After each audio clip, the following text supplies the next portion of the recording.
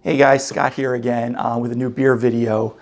Thanks for the feedback thus far on some of the videos I've been doing. This is still relatively new to me.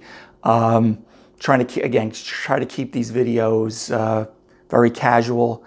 Some of you have heard this already. I like to always give a quick intro because of the fact that some people are watching this on YouTube and I like them to know where I'm coming from. Been homebrewing roughly on and off 25 years. Obviously, I've been a beer enthusiast. 2-3 years ago, I kind of got interested in the Cicerone program.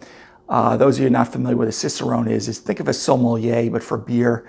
Kind of a beer expert as far as understanding production and caring for processes, history, and things like that.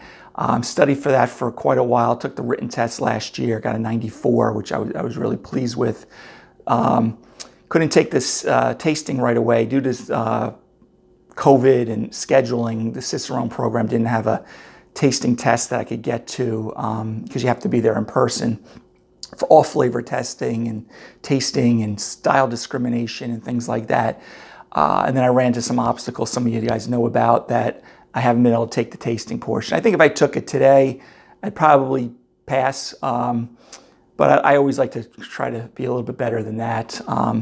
So that's why I'm not officially certified yet, but I have a pretty good knowledge base and I have a lot of time on my hands. So I started producing some of these videos. So today what we're gonna be talking about is aging beer. Should I age beer? Should I not age beer? And just things I've compiled of knowledge over the last few years, speaking to or watching videos of different levels of Cicerone and try to give you a kind of a guideline that maybe you can follow. First thing you need to understand about aging beer, and a lot of times people compare it to wine. Most of the brewers and craft brewers and beers you see on the shelf, most of the beer is meant to be drank fresh. So when it leaves the brew room and the packaging area, most of them want you to drink the beer fresh. And when in doubt, drink it fresh. Okay, there will be some differences or examples that I'll give you that you can wait a little bit longer, and sometimes there will be some positive things that will occur to the beer over time. But when in doubt, drink it fresh. Pat Fahey, who's a master Cicerone, and I watch a lot of his videos and respect him a lot.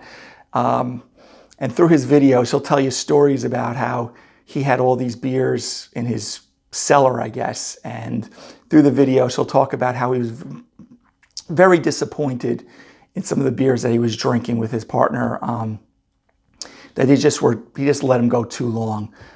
So when in doubt, drink your beer fresh. But in aging, there will be sometimes pleasurable things that will happen to beer. And sometimes you'll age it and those things will occur to beer that I'm about to explain to you. And you're like, I'd prefer it to be fresher anyway. So it may be trial and error. Aging is kind of like controlled oxidation. If you've watched some of my posts, some of the posts that I put up, even just with type format, oxidation is a problem in the home brewing, craft brewing industry. We usually want to keep oxygen out of beer because there's a lot of undesirable things that do happen. But in a controlled environment, sometimes you'll get pleasurable things that will happen to beer. And it's just really, again, trial and error. The first thing that usually happens with slow kind of oxidation over time is you'll start losing, and even with fast oxidation, is some hop flavor and aroma components. So those of you who love your IPAs, you'd rather drink those fresh. So we'll start losing that flavor and aroma aspect of hops. Then sometimes with controlled aging, we'll have this thing what they call malt shift. I've mentioned, I think, in one of the videos, in lighter beers, sometimes you'll get like a honey taste. 2,3-pentadione, I believe, is the component that affects it. So in a lot of your lighter beers, you'll get that shift. In amber beers, you may get more of a caramel butterscotch type of flavor. I don't find it that desirable. You would have to try it out yourself, but you'll get this, again, these different off flavors with the beer. In darker beers, like in stouts, dark brown ales, porters, you may get like a Venus, like a winey sherry type of flavor. Sometimes dark fruit type flavors, which is okay in some styles, especially some of your dark Belgian ales, some of your imperial stouts. you will tolerate that. So again, malt shift, hop flavors, beers that would be on the top of the list that you definitely would not want to age, or I wouldn't recommend aging, and they should really be drank fresh, definitely, is Hefeweizens, which are wheat beers. I've talked a little bit about them. I haven't done one video specifically on that. And any beers that are highly hopped, other than, say, barley wines, which I'm going to get to in a second. So some of your regular pale ales, most, if not all, IPAs, wheat beers, which I did a video on that, I would drink fresh. Things that could tolerate aging a little bit better if you have it, beers with higher alcohol content, other than the ones I just mentioned. Barley wines, okay, which are highly hopped. However, there's usually higher alcohol content. Anchor will make a beer, or Sierra Nevada will make a beer that's an imperial stout, that's Narwhal. North Coast Old Rasputin, that's an imperial beer, imperial stout, which is a darker, higher alcoholic beer, will do well. Anchor Old Foghorn, which was, as I was about to say, is a barley wine, which can tolerate well. Highly hopped American barley wine that will do very well. I think Old Crustacean is another barley wine. So barley wines, imperial stouts, beers that are bottle conditioned, okay, like some of your lambics, especially oud lambics, A-O-U-D-E, which are, you know, kind of natural kind of lambics.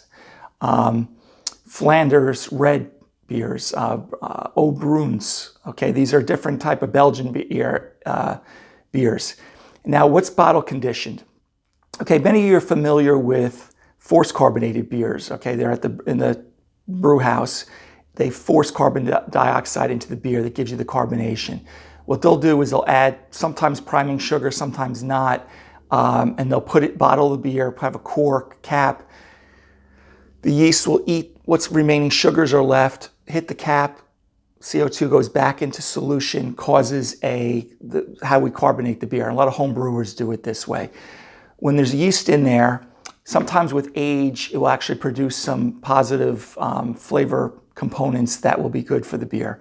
The only problem with yeast and bottle conditioned beers is you'll get that yeast sediment, and over a long period of time, sometimes that yeast can break down, called autolysis, that will produce meaty flavors and things like that you don't want. But lambics, Flanders red, Goose, which is a carbonated lambic beer. Again, I'm not going to go into a lot of lambics. Those will age well. And some of them actually, Orval, which is a Belgian beer, they use Brettanomyces that will produce components of positive flavor profile over years. Some of these, like Goose, will be 2 or 3 years before it's even packaged. And other lambics will be like that. And Flanders red, which is a, Michael Jackson, not the singer Michael Jackson, but the beer enthusiast. He's passed away.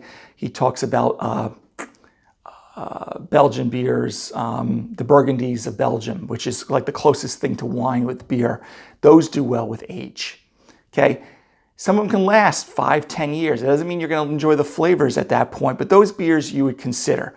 So bottle conditioned beers, maybe imperial stouts, highly alcoholic barley wines, not pale ales, Hefeweizen, IPAs, or your traditional, domestic lagers. I wouldn't do it. And like I said, Anchor Old Foghorn. I'm just kind of looking at kind of a list here. What if you do decide to age your beer? Keep them in a cool, dark place, 52, 55 degrees, maybe even a refrigerator. Dry place, especially if they're corked, just to try to keep them in a safe environment.